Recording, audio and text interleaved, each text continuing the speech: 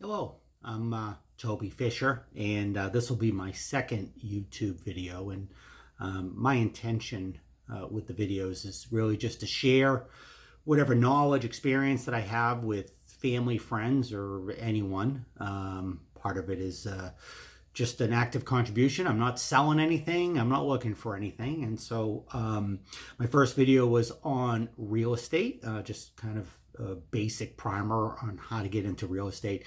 And this one is going to be more personal. It's going to be more about my own personal story from recovery from addiction, and maybe that can be helpful to someone maybe yourself, and I believe some of the principles or some of the lessons I've learned are really valuable for anyone, regardless of their situation. So, for me, anyhow, it started, really as a young child. I grew up with, I believe parents who meant well, but probably didn't do that great. My father was a self-proclaimed hippie, would grow pot in the backyard, a very sweet man by all accounts.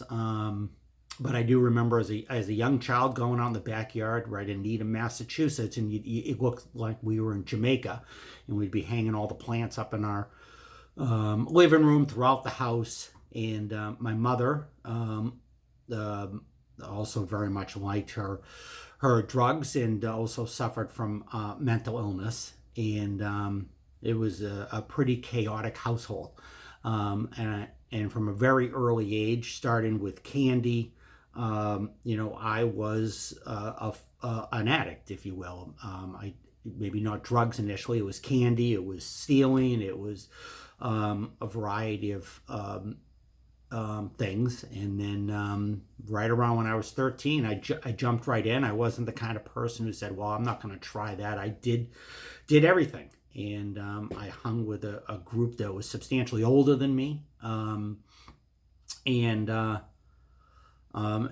just went with it. And somewhere around the age of 18, I started to realize that I had a problem.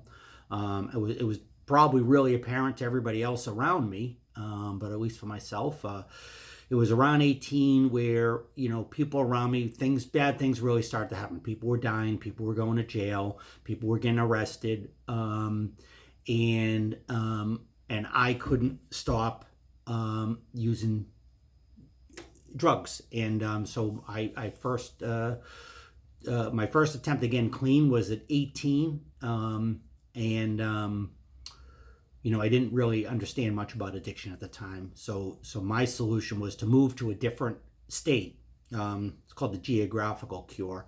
And that worked for a little while, at least with respect to drugs. I jumped into work and was working, 80, 90 hours a week, making really good money. So I became a workaholic. I just shifted my addiction. It kept me busy, made money. Certainly was a lot better than the activity and the trouble that, I and the people I was hanging out with were getting into. And it wasn't long. It wasn't long till I got into drugs again. And for the next 5 years, 6 years, I really just hit it. And for me, it was, I really can't say what was more difficult. The active addiction, certainly the beginning years were fun. Then, when I first started getting clean, it wasn't so fun. And then there was a phase where I hit it. And I think that the hiding part of it, like the shame that went with it, the shame of not only living the lifestyle I was living, but, my own shame of my inability to stop, so that I had to hide it. And I spent a lot of time and energy hiding my addiction. I felt like, I've described it as being a prisoner in my own mind, and the shame that went with it. And over the years, things got worse. I got worse. My hiding didn't work as well. And, I had a family intervention, and that was that was, my family members who cared about me. They must have had some pretty good instruction on how to do a family intervention because they had it well structured. I came to, and they had me surrounded, had my keys, my drugs, my money, everything, and really it just busted me and really gave me one or two choices: either treatment or get out. And I felt, and I remember this. I went into treatment really because I thought would have been easier. I'd get them, who I considered to be a pain in my ass, off my back, and I also had this idea in my head that I would somehow get clean like next weekend, and I'd been saying that for a number of years. Well, I'm going to do this and I'll do this, and yeah, but you don't understand, and I know, yada yada yada, and I always had the answer, although it was always nonsense. And so I went into my first treatment facility and started attending 12-step meetings. And, I would love to say one thing led to another and I got clean and sober, and that's really not how it went. One thing led to another, and I got deeper into my addiction, more treatment facilities, more challenges. And, I think I remember clearly what it's like to use against my will. So, the insanity is doing the same thing, expecting different results. My insanity was I was doing the same things and I knew I would get the same results, and yet I couldn't stop myself. And I tried, and I went out in and out of detox a couple times. My life deteriorated more. I was bouncing around between people's different couches. So, and shortly, somewhere towards the end of 1992, I was really living out of my pickup truck. My family, again, having, structured a good intervention, understanding that sometimes helping a person is through tough love. Their position was, listen, we love you, but you just don't call us, don't hang out, don't come by until you have your act together. And so that door was closed. And at the end, I was living out of a pickup truck. And I can't really say exactly what happened, but December 19th, 1992, I remember it as if I got struck up the head with a baseball bat. I had this epiphany. Up until that point, I knew I was an addict. I knew I had a problem. I was always going to get clean and sober later. And if you left me alone, yeah, but you don't understand. I know. I had all the answers. And it was just an epiphany I had. And the epiphany was that that I really had absolutely not a clue what I was doing, and that every thought in my head was probably a lie.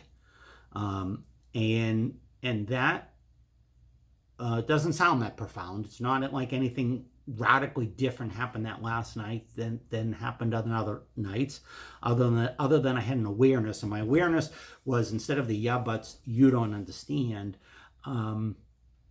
it was, my life is a complete and utter mess, and I have no idea what to do, and I need help.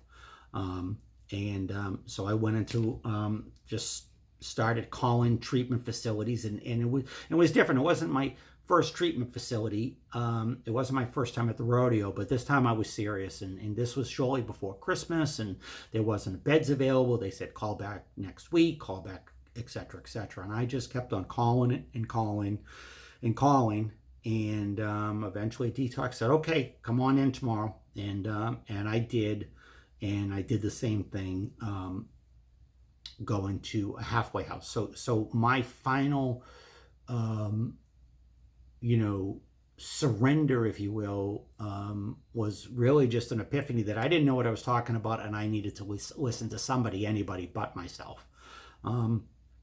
And I ended up going into a detox, and then from there, calling halfway houses, and because I knew that a week, 2 weeks in detox wasn't going to be sufficient, because I've done it before, and I always end up in the same place. Besides that, I really didn't have a place to go anyhow. So so then I ended up going into a halfway house in Boston, and the difference in this final which was my last treatment facility, was that the yeah buts you don't understand were gone. I was willing to do whatever I was told to do, whether or not I agreed with. I didn't have even opinion anymore. It's just like, okay, just tell me what to do and I'll do it. And I want to talk a bit about that, and that really, so for those that are familiar with 12-step recovery, they've heard of the 12 steps, and I want to talk a bit about the first three. I think they apply to everyone. Anyone can use them. I think they're really valuable tools. But if you yourself or someone suffering from addiction, I think the understanding the first three steps becomes enormously important. And the first one, we admitted we were powerless over blank. Traditionally, that is that the steps are affiliated with Alcoholics Anonymous. So the steps would have, we admitted we were powerless over alcohol, and their lives have become unmanageable. But I'm going to say, for the purposes here, let it be blank. We admitted we were powerless over blank, and our lives have become unmanageable. For those of us that suffer from substance abuse, whether it's drugs or alcohol, we often want to make some differentiation between the two. Well, the reality is if it's a substance and we're using it in an addictive manner, whether it's alcohol or drugs, it doesn't really make that much of a difference. The actions on how to get the substance might be different, the cost might be different, the lifestyle might be slightly different, but the trap of addiction, using against our own will, drinking, drugging against our own will, doing the same thing over and over, expecting different results, or even worse, knowing we're going to get the same results and not being able to stop. So the first step really is admitting we were powerless over blank and that our lives have become unmanageable. Because without that, it's just denial. My life really isn't that bad. I have it figured out. But you don't understand. It becomes denial, and we've heard that, or we minimize it, or we say it's really not that bad. I only drink on the weekend, or I only do this, or I only do that. So we admitted that we're powerless over blank, and that our lives have become unmanageable.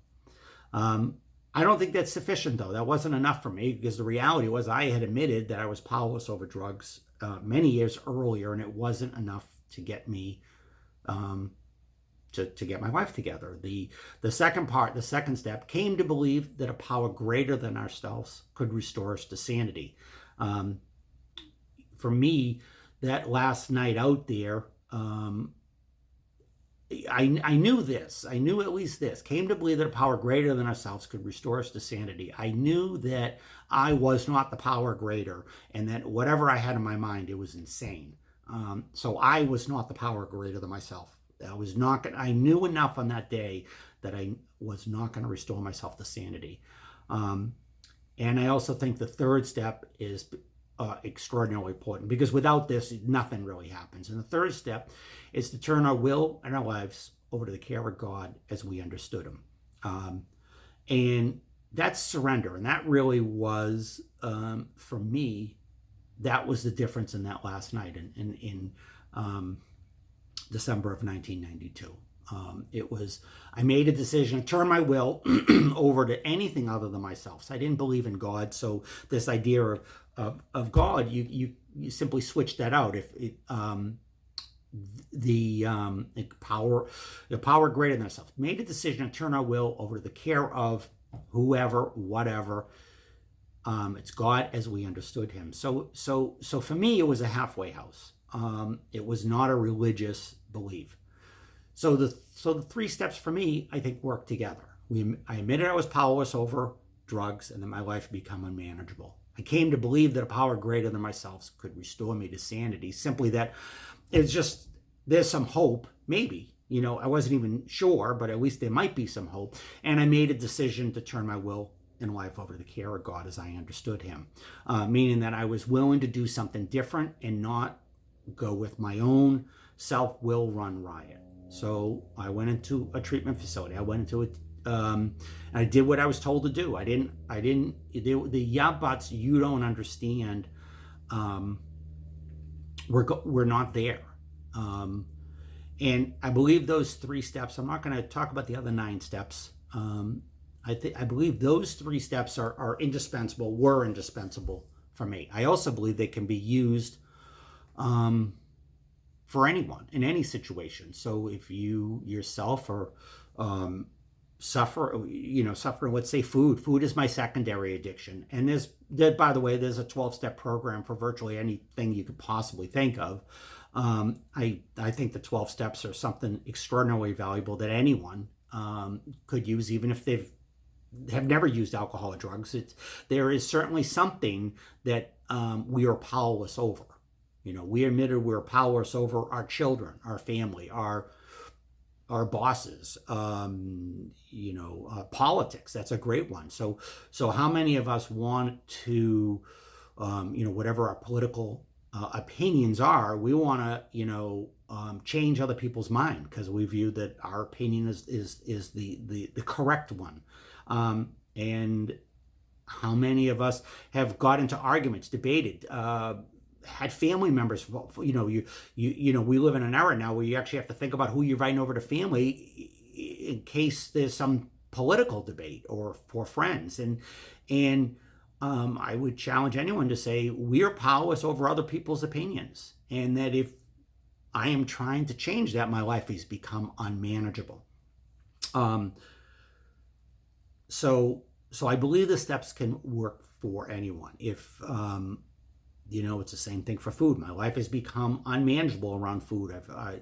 That is something that I've struggled with off and on over the years. I manage it pretty well, but I have eaten till I've been coma. I've done things like pick food out of trash. I've said I wouldn't eat this, then I'd eat it, or and it's I'm powerless over certain things, and food seems to be my secondary one. For near 30 years, I haven't gone back to alcohol and drugs, but this idea of addiction to something or being powerless over something continues.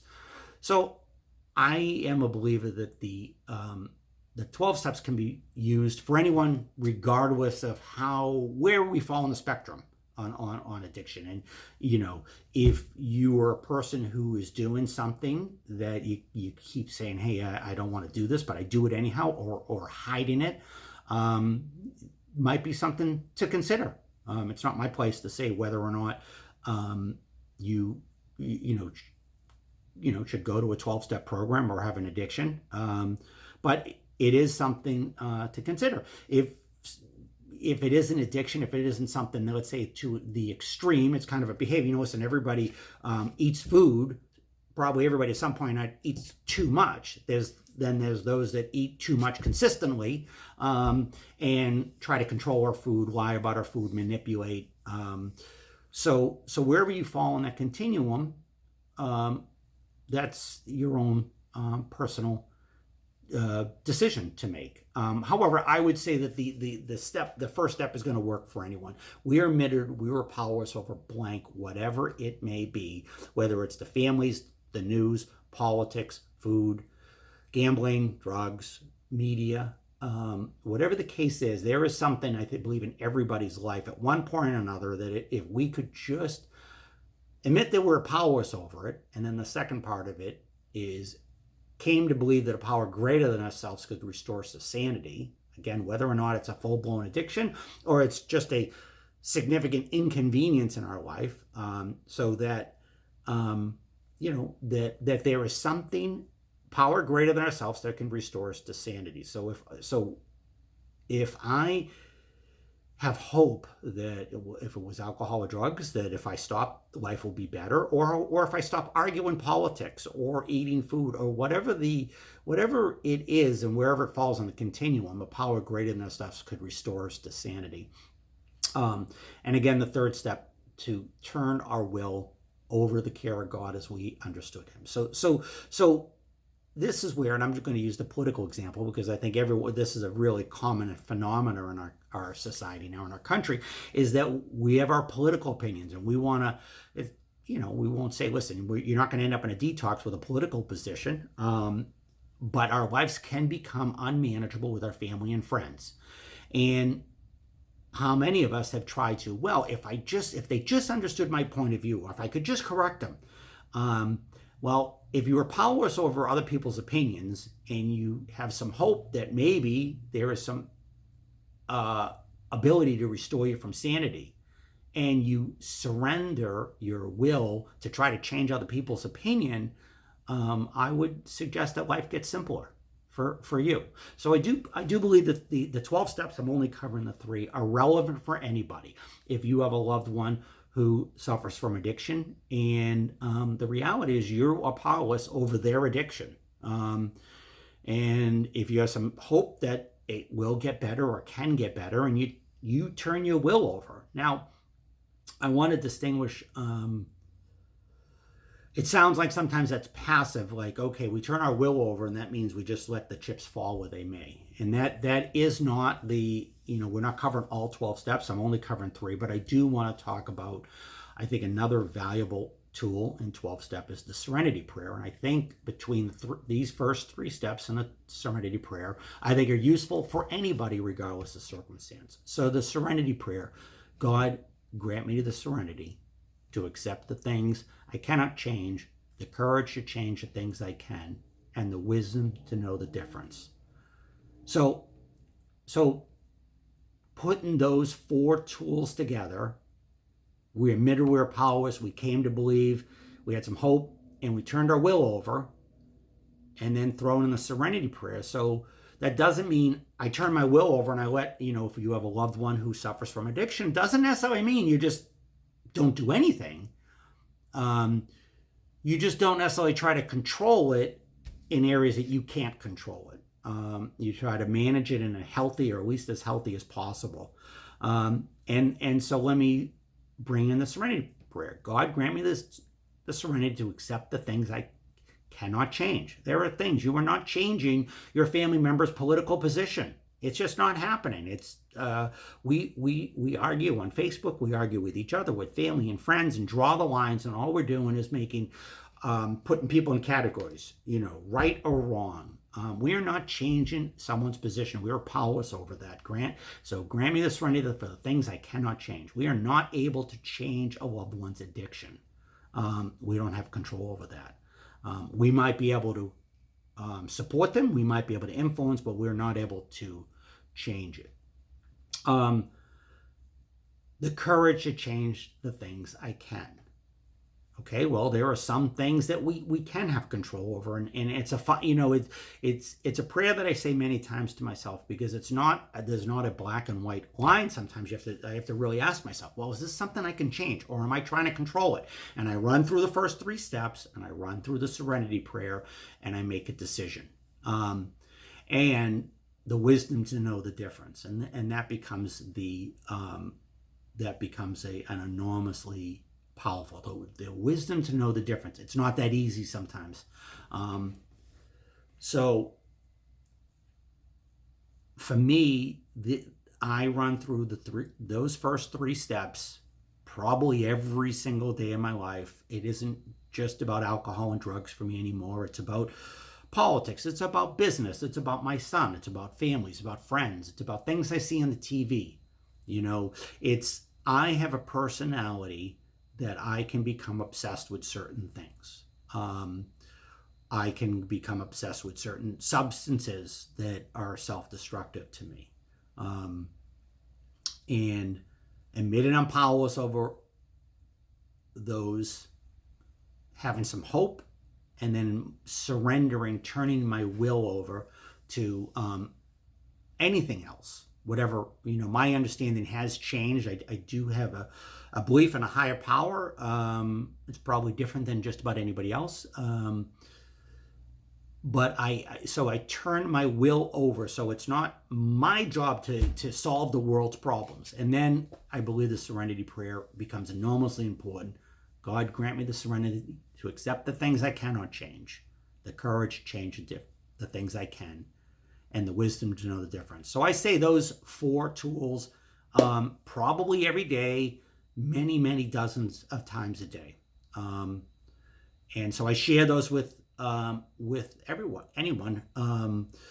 My intention with this YouTube video is to share something that I believe is useful. So if you have experience with substance, you've heard the 12 steps, this may sound very familiar. Maybe it's a reminder, maybe you have something to add.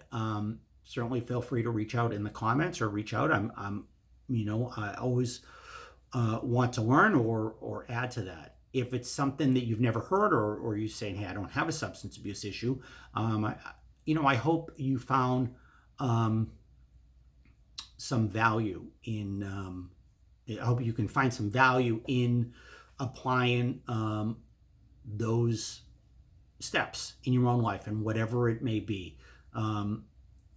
And maybe you or yourself and a loved one has a more serious addictive problem, and that these would be helpful. But I don't believe anything changes until we admit we have a problem, that there's some hope something can change, and that we have the willingness, we surrender to do it. It is not sufficient enough to say, yes, I have a problem, and yeah, maybe it might get better, but I'm going to continue to do things the way I've been doing things, and I'm not going to listen to anybody else. It just simply doesn't work. And nor does it work to simply say, well, I'm going to just surrender everything, and I'm not going to take an active role, and I'm just going to let the chips fall where they may. God, grant me the serenity to accept the things I cannot change, the courage to change the things I can, and the wisdom to know the difference. So I am near 30 years in recovery, and I still practice those steps regularly. There are 9 more steps, so if you've heard something interesting, dig in more. And for me, this is partly just a contribution. Partly this was about me just being vulnerable and sharing something, because now this is on the World Wide Web, so I don't know who gets it. And not keeping my secrets. This is the first time, at least in a public forum, I've spoke about this personally. So there you go. So I'm not bound by my secrets. I think after 30 years, it's I don't believe I have anything left to be ashamed about. It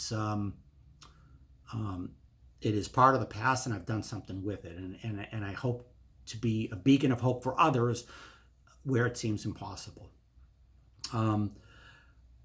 Other areas that I contribute to this YouTube video is an area of contribution. I also serve on a board of a halfway house, the halfway house I went to, and I stopped by there and just share hope, because I do remember in my early recovery, I felt hopeless.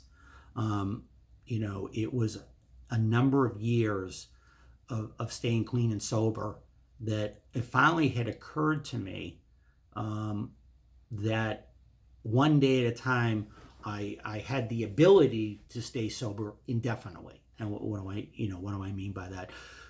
So in my mind, for the first few years, I always felt it was only a matter of time before I got into trouble again, because that's what I had always done up until 1992. I'd been in and out of treatment, tried to get clean many times, and no matter what I tried, I always seemed to end up back at the same place.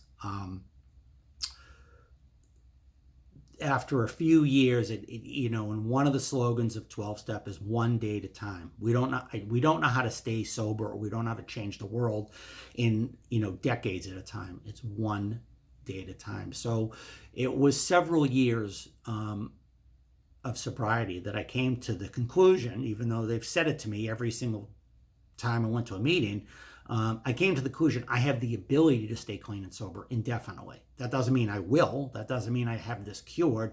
It just simply means that one day at a time, I have the ability indefinitely to stop a self-destructive behavior. And I know that if I was living in a pickup truck, and I don't live in a pickup truck, for those that don't know me, I have a successful real estate business, a successful family, a great marriage, and my life doesn't look anything remotely close to a person who lived in a pickup truck almost 30 years ago. Some of you might know me, and you'll know that's true, and have seen the change. So if I can do it, anyone could do it, and it's just one simple day at a time. So I do contribute in that way to the halfway house. It's something that's really important. I went through there, and I was there yesterday, just hanging out and just being a beacon of hope. And so I hope this was valuable. The first 3 steps: we admitted we were powerless over blank and that our lives had become unmanageable. Came to believe that a power greater than ourselves could restore us to sanity. Made a decision to turn our will and our lives over to the care of God as we understood Him. And combined with the serenity prayer, God grant me the serenity to accept the things I cannot change, the courage to change the things I can, and the wisdom to know the difference. Take care.